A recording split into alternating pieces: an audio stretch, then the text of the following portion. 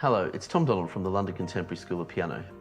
Today I'm going to show you how to transpose music and play songs and pieces of music in other keys. This is a really critical skill for those of you who might play with singers or require flexibility in your practice. Or maybe it will be a really useful skill for many of you who want to know more about how music operates on a deeper level and become more accustomed to the different patterns and shapes that the piano has to offer. The most important thing often when we play music is the requirement of flexibility. Sometimes we can learn something, get it under our fingers, and not really have any ability to do anything with it, like to put it in another key, transpose it, or rearrange it.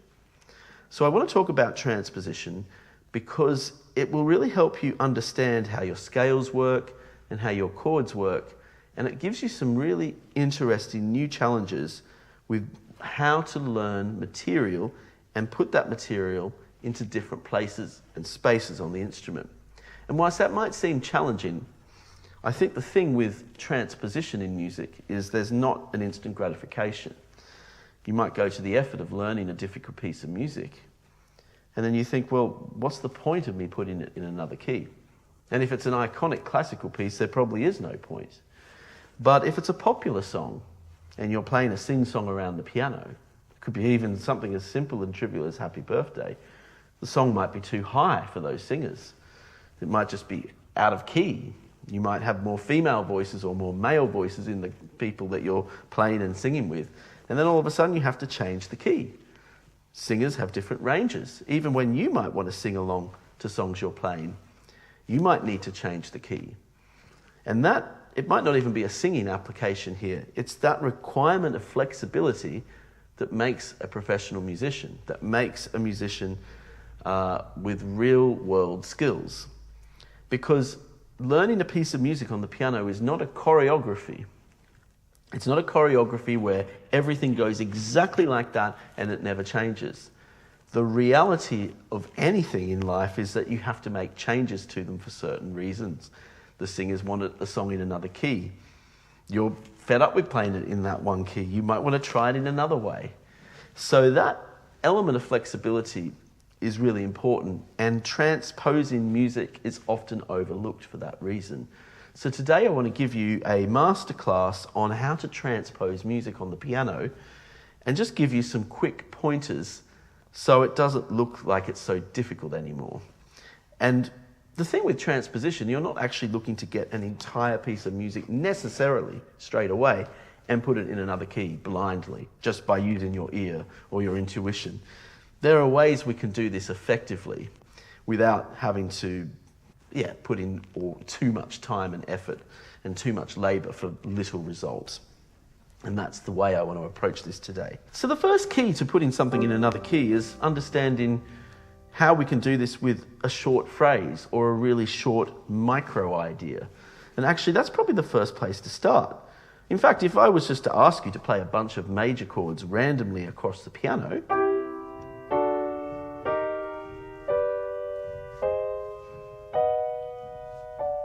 I'm actually transposing the same pattern across different keys already. I play a C major chord, I play a G flat major chord, I play an E major chord, I play an A major chord. I'm just transposing notes across the piano, just chords in that case. So I'm getting one very simple idea and I'm transposing it. So that's a really good thing to practice. It's just playing a major triad and literally just randomly transposing it across the piano. And by the way, you should visit our website, Contemporary School of Piano, because on our website we can grant you access to a whole wide range of free resources that support these videos and support your practice. So do head on over to our website. So here I am just transposing major triads. So let me transpose something a little bit more substantial than just a major triad. What about a melody? And I'm going to use a really trivial melody. I'm going to play the famous Mary Had a Little Lamb because it's just the three notes of the major scale, descending. But I'm not going to play the whole song. I'm just going to play the phrase. Now I'm just going to walk up in different triads on the piano and play the melody. So I'm linking the triad to the chord. And it doesn't have to be Mary Had a Little Lamb, by the way. It could be any pattern or shape. I could even just do a vocal warm-up like one, like this.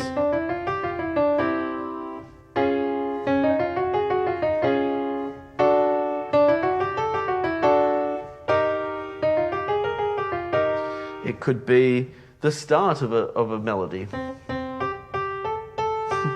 More nursery rhymes today. I don't normally do nursery rhymes, but it's a good example for this.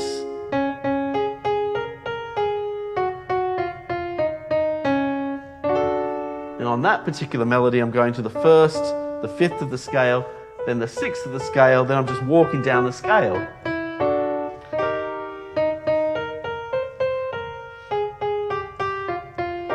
And it's good to just do these tricks on little trivial melodies. And not the whole melody, not the whole song. You're not committing to transposing the whole song. You're just getting the phrase, just the first phrase of the song, and you're just jumping up semitones and playing the same thing. That's the premise of the exercise. And you can just, it works quite nicely with nursery rhymes because it gives you a simple place to start. The idea is you want to have lots of coverage between lots of keys.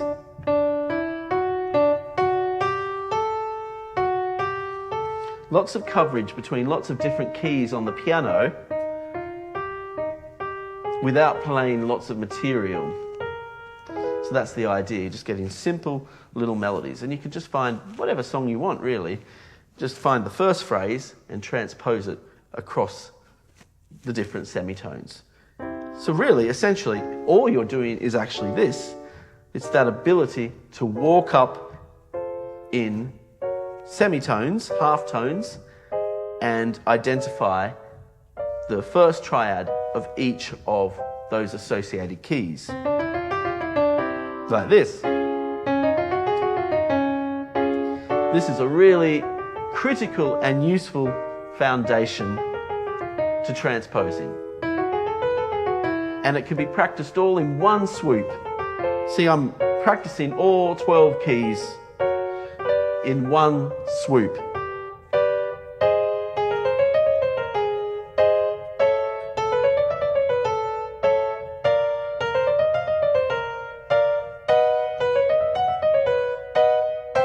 Yeah, I can choose any melody I want. Okay, so let's now think about chords and transposing. This is where we can really get a lot of very useful things done with our practice. So a piece of music can be analysed entirely through the number of the chord in relation to the scale. And there are a whole bunch of very well-known chord patterns that are used in hundreds of different songs, but those songs might be in different keys from each other. So analysing our chord progressions in numbers really helps us understand how to transpose. Why don't I think of the verse of the famous Beatles song, Let It Be, which is 1, 5, 6, 4, 1, 5, and then there's a walk down, 4, 3, 2, 1. Now I can play this with inversions, or I can play this without inversions. I'm going to leave the inversions out so you can see the relationship between these chords. 1, 5, 6, 4, 1, 5, 4, 3, 2, 1. Okay, I can do this across different keys. Why don't I do this in F major? 1, 5, 6, 4, 1, 5, 4, 3, 2, 1. Now for many of you, actually playing those chords is not so difficult. What's more difficult is just calculating them. And that might take a little bit of working out, but it's really useful to try and work this out across a bunch of scales. Now, you're not going to master all 12 keys in one go. So I would suggest practice that progression in just 3 keys. Do it in C major, then maybe do it in F major, then maybe do it in D major. Let's try it in D major now. 1, 5, 6, 4, 1, 5, 4, 3, 2, 1. My E flat major. 1, 5, 6, 4, 1, 5, 4, 3, 2, 1. What about A major? 1, 5, 6, 4, 1, 5, 4, 3, 2, 1. Now, calculating this is quite difficult. So if you head on over to our website, contemporaryschoolofpiano.com, we have a 12 keys, 7 chords of each 12 keys cheat sheet in our free resources kit. So if you request our free resources kit, you can use this sheet to help you calculate the chords of different numerical progressions. And that Beatles progression is 1, 5, 6, 4, 1, 5, 4, 3, 2, 1. And you can just calculate that across a whole bunch of different scales and keys. That's really helpful, really helpful. So get on over to our website and get that, because that's going to help your practice. Let's try another progression. We're going to try the famous Pachelbel's canon, which was originally written in D major, and the progression is this in numbers: 1, 5, 6, 3, 4, 1, 4, 5. I'll do that again. 1, I'll play some inversions this time. 5, 6, 3, 4, 1, 4, 5. And I'll just get my fingers around that progression before we start exploring it in different keys. What about the key of F major?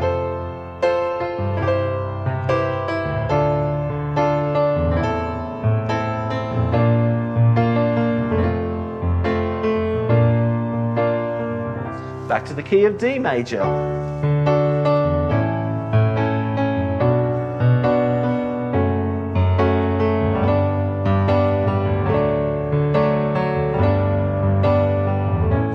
What about the key of G major?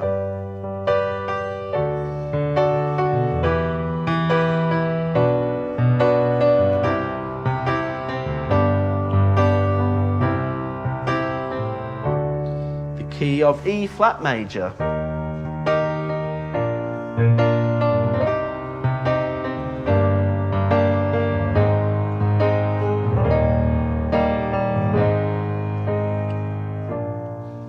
Now in this case, I'm not being a purist. I'm not trying to transpose the exact same patterns of inversions. I'm actually using inversions quite freely. The only thing I'm really looking to transpose, because this is practical, is just the chord progression. That's the thing I really want to transpose. I can move around in different octaves, I can try it with different inversions, but I'm transposing the numerical pattern, the chord progression, into different keys. Now, when you practice this, you might just want to focus on learning 3 keys, that progression in 3 keys to start with. Then learn the next week another 3 keys, 3, 6, 9, 12. See, we're grouping the progression into different keys. You're not going to necessarily get 12 keys straight away. A lot of students try and learn everything in all 12 keys straight away, and the problem they get is it just doesn't stick. So sometimes it's good to just pick your battles. Just pick 3 keys to focus on and choose a bunch of different numerical progressions to transpose into those keys. So another famous progression might be a 1, 6, 4, 5. Don't have to play it like that, but we can do it like this.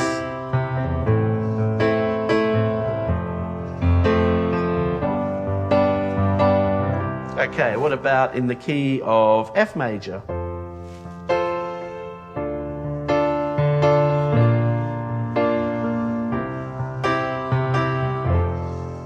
about the key of E flat major?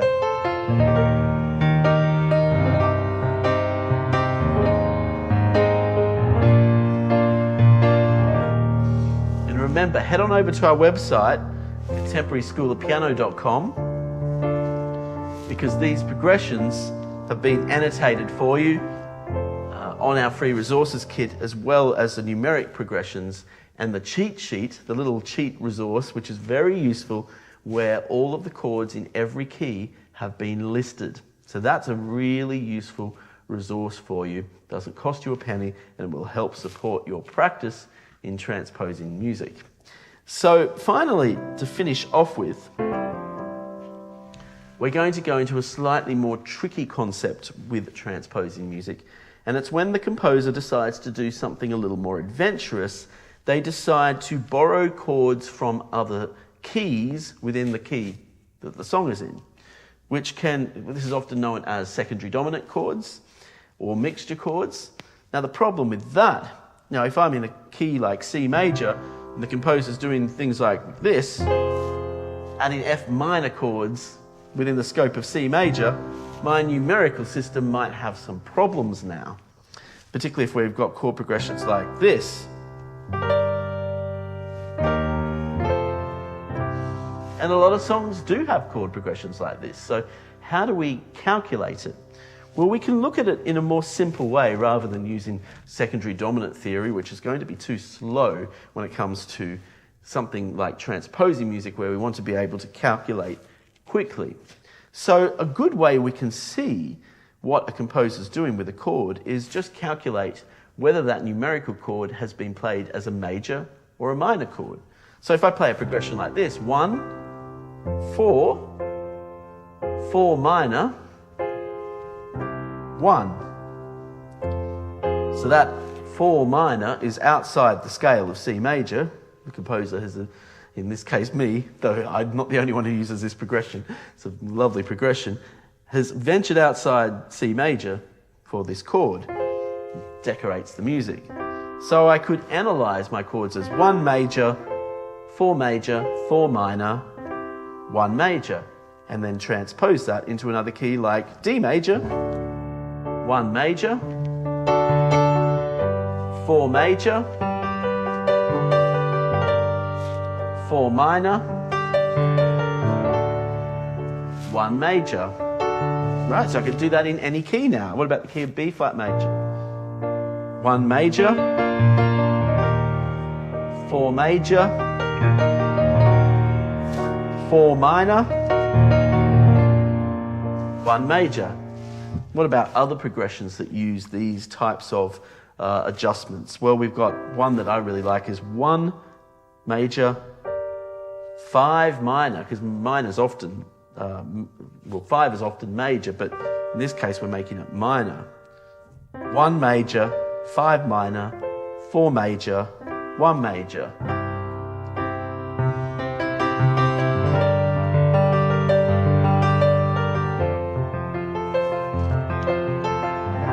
What about the same thing in the key of F major? 1 major, 5 minor, 4 major, 1 major. And again, if you head on over to our website, we can really help you get to grips with transposing things across the piano, using these analytical skills. You can get that cheat sheet. If you've got any other questions for us, because we can save you a lot of time with these difficult concepts and getting them into your practice regime. So best of luck with it all, and I'll see you on the next video. Bye-bye.